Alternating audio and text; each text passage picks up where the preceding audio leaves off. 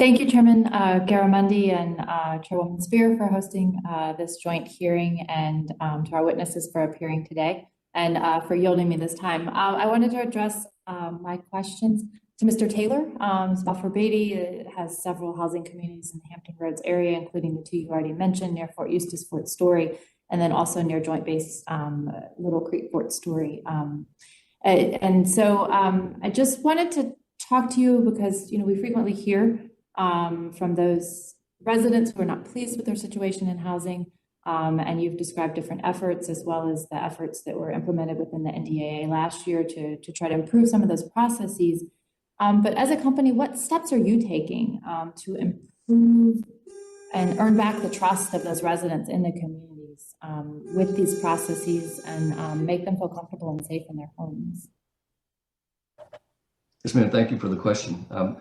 I think if you refer to earlier testimony, I was before this subcommittee about a year and a half ago, almost now.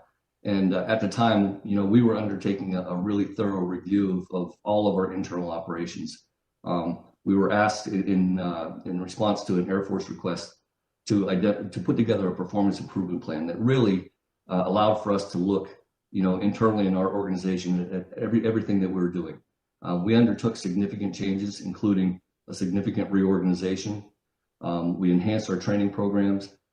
We looked at ways of addressing some of the systemic issues that the industry was facing. We certainly weren't immune to that. We brought on a lot more internal resources to address a lot of the environmental concerns that were being discussed by residents and their services alike. We engaged a lot of across the board professional service providers to help us diagnose issues, why they were occurring, and engaging professional firms to help us with restoration efforts where those were necessary.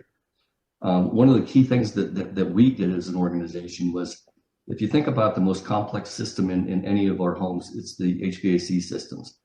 And I saw in your testimony that you have used a single contractor throughout all of your properties. Yes, ma'am. To try to fix that.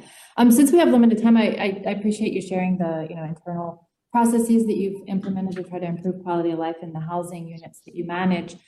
And I was curious about what barriers you have. I mean, are there any institutional barriers, any things within the law, or the contracts under which you currently operate that prevent you from providing the best quality housing? And before you answer, just anecdotally, something I've heard from multiple housing units around the Hampton Roads area from their management, not just Balfour Beatty, but others, is really a challenge to find a qualified maintenance workforce to actually maintain these properties. So is there anything that can be done there?